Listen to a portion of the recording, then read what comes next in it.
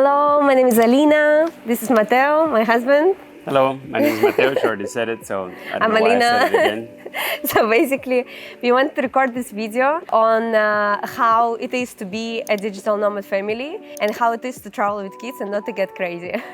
I was really afraid to have kids, to be honest. For many reasons, and I was very afraid. I thought traveling with kids was like not possible or very difficult. Most people, when they have kids, they have like a beach house nearby, or they go close to their city with the car, and they stop traveling with the plane. And I'm thankful to my wife, Alina, to kind of say like, no, I'm just gonna have my life, and I'm not gonna care about these things, and we're gonna figure it out. And so we did, slowly but surely we figured it out, and now we travel. It's really not that much different than before. It's a little bit different, and we had to hack a few things, but now we're a great team, and we managed to travel, and we love it. Yeah, I feel like, remember one moment we went to Tenerife? Our first trip was to Tenerife. So our first advice is to travel gradually, not to go too far without trying like for several times to travel with your baby. So I think it would be a better idea to go several times around our city with the newborn and then to go 4 hours flight. But so basically we've done that, and we got absolutely shocked how different it was from what we expected. Like we went to a nature place with a newborn. Like he was 5 months teething, like the accommodation wasn't properly chosen. We didn't know how to choose accommodation with the baby, like what do you need to look at, so what do you need to check, and so those are the things we also wanted to share. We remember what were our outcomes and lessons from that. First hack, which actually is something that you do, but also something our nanny told us, to do a list with everything that you said you think, oh, it would have been better if we brought this, or if we have done that, or if you check that, and make those lists so that the next time you can check the list before you leave, and you can also check what should you check on the Airbnb and everything, because you forget about those things. And so that we learned, and we started making that list, and so we learned a few things. One thing is that if you can, depends on the cost obviously, but if you can hire an extra seat, even if you have an infant on lap and you don't need strictly to have that seat, it is really nice to have a seat in between you and your partner, so that your kid can stand on, depending on the age as well. But even if it's very small, that is only crawling or even not crawling yet, you kind of want to not have the kid on your lap the whole time, because sometimes you want to rest, or they want to sleep. And well, I it's remember really painful. sleeping with him in the hand, Yeah. and then I was putting something under my elbow, because after a while you're just like, it gets crazy. You think it's easy, but then after a while it gets crazy. And we're like, okay, extra seat. And then when we had an extra seat, it was amazing. It was like so much better. Yeah, and another trick is that not everyone knows about it, is when you book your seats, you can book a seat close to the window, and the row seat is called, no? Yeah. And then sometimes the middle one will be free, so you don't need to pay for it. And basically, if it won't be free, then you ask that person to move, and no one wants to sit in between the family, so everyone says, yeah, sure. So that has about 70 or 80% of the time it works. Yes. So if the plane is not full, probably if you're traveling in like peak times like Christmas in July and August, it's not going to work. Often if you're traveling off season, that trick is going to work. So like how we went in general to Asia, basically we decided that last year we had a newborn, we can't go too far, and this winter we are going to have another newborn. So basically we just decided we really want to go to Bali. It was a bit scary, like we were at some point, remember, just before the flight, we were thinking like, should we cancel? Like the whole trip we were preparing for 2 months, but because like it felt like, oh, the home is so comfortable. But I really encourage people to travel, and I think it's just amazing for the baby, for you to get out. There's a few things. I think first of all, I think this is a video for entrepreneurs, digital nomads, because some of the things that we might talk about, they cost a little bit, they're not free. There are always, of course, cheaper solutions, but these are the solutions that we've experienced so that we can talk about it better.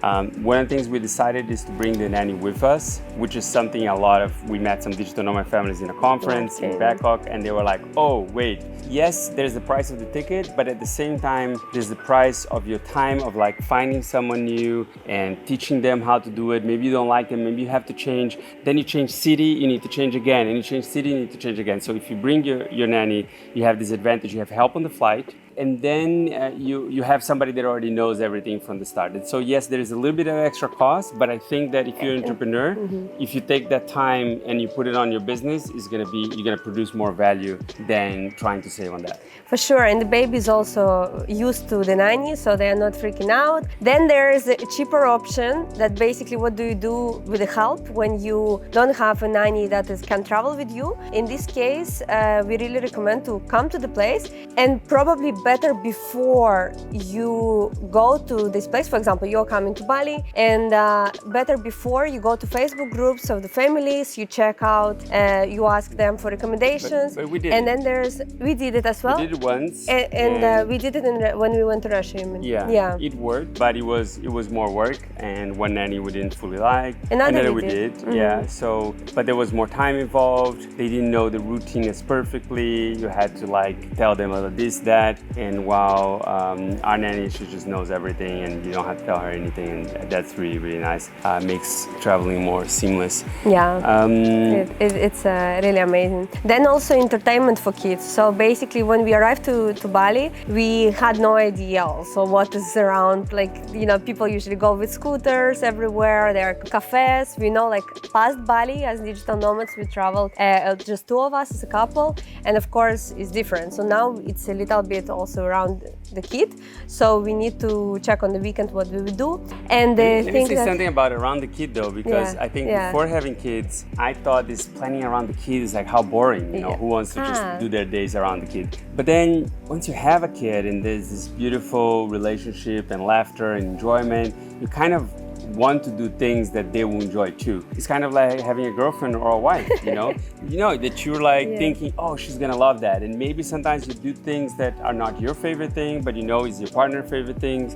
And that's the same thing with the kids. Sometimes you do things that are more your thing, sometimes more the kid thing, sometimes more the wife thing. And then we, as a family, we like to do stuff for each other that we enjoy. So, there is a lot of stuff around the kid, but also because there are things that are more enjoyable with a kid, and there are things that are not very enjoyable in the kid. For example, if you go to like some place that there's no shade at 12 o'clock and 31 degrees, it's already not that great as a person, actually, as I said. But with a kid, it's worse because, they can get sunburned and dehydrated, and it's gonna be hell later. So you don't want that. And if you go to a restaurant that have, for example, some kid playground, then you're like, oh, that's great, because while you're eating, they might be going up and down the playground, and you're just watching them from afar, and they're having fun, and you're enjoying. Basically, it's amazing to network with other parents, because just first day in the kindergarten, we found the kindergarten beforehand, but basically we arrived and we met this guy who says like, oh, actually I have a list on Google Maps with 300 places for kids, and we're like, what? With comments on what is good about that place about kids. Yeah, so we got like connected immediately. Please send it to us. And so it was very valuable. And now also we have all these things to do, and we don't feel lost. You're also great on Google Maps. Like when we arrived, for example, in Chiang Mai a few weeks ago, and we don't know anything about the city, and you just put something. What keywords did you use? Kids?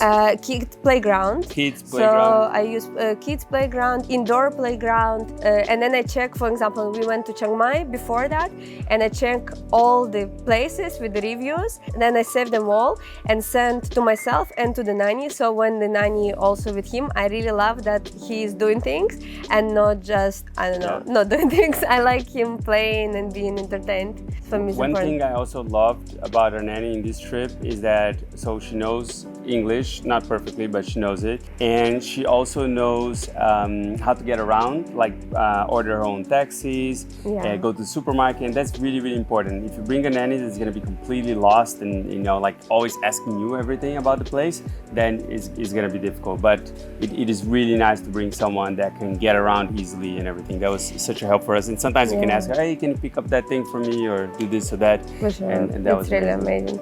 And I wanted to finish with some downsides.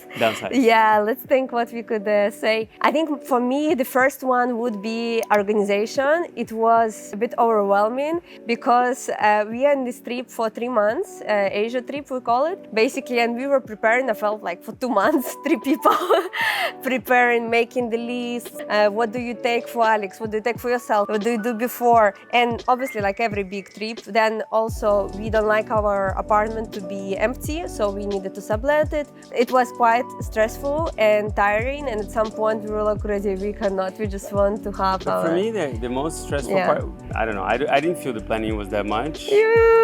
I felt, you know, what for me was tiring is thinking about that 17-hour flight with a stop in Doha with the kid, because we had done the Tenerife trip, which was 4 hours, and it was really, really hard. But then we learned a few things. Basically, because you said he was teething on that trip, so we learned a few things. So we learned how to time his eating so that he sleeps part of the flight, getting the extra seat, using chamomilla for babies. There's the brand in Spain is called Amiron. There is like this chamomilla for babies, either in water or inside the milk, to calm him and get him to sleep. Then we have a little cream for his teeth also that we put that helps him like diminish a little bit the pain and helps him come down. Some toys for the plane. New toys, very important. Toys that he never saw before. Most of the kids are the same, they don't like Another mistake we did is that we went without a crib. So we asked our host, do we have a crib? They said yes. And then we went without our crib. And then the thing is, there's several problems. So in that case, it was too small. That crib was for bigger babies. He had the wrong mattress for the crib, so he fell in between. And he had a hole in it for kids that are a little bit bigger that they want to come out of bed and want to be able to do so. But this one had, anyways. So we decided travel with the crib. We have the Baby Bjorn, no? But actually we found a new one that is like a tent that we saw. We met already a couple parents that have it. It is lighter and cheaper, and I don't know the name right now. We will leave it in the description. And so travel with the crib because he already knows the crib, which makes him fall asleep easier. He already knows that he feels more secure there. And it prevents the problem of arriving to the place and the crib is dirty or broken or not the crib that you would like your baby to sleep on. So definitely travel with the crib, and most airlines are shipping the crib for free. That's what's happened so far, is that we have a baby cart that is foldable, that is like yo-yo. It's a bugaboo that is a butterfly, it's called, and which is very practical because you can take it up in the plane. They can't lose it because you have it with you, and then once you're out of the plane, you have it again. Don't fight for it, like you have to fight for it. Some airlines, especially low cost, you just need to be really serious about it. Like you want your baby card with you, and no, you're not gonna. I'm always like prego card. Well, basically, soon we are gonna be upgrading our level of challenging, and we're gonna travel with 2 small babies. It's gonna be for sure fun. It's gonna be for sure fun. You're gonna have to figure out some other things. For sure. And but it's also, there is beautiful parts of it. For example, also here it's a little bit hot, as you might be able to see, but at the same time we have this beautiful garden, and our kid is like going around here, there. It's even easier in the house. He gets less bored. You know, he has some rocks. He's moving them around. We're swimming in the pool a few times a day.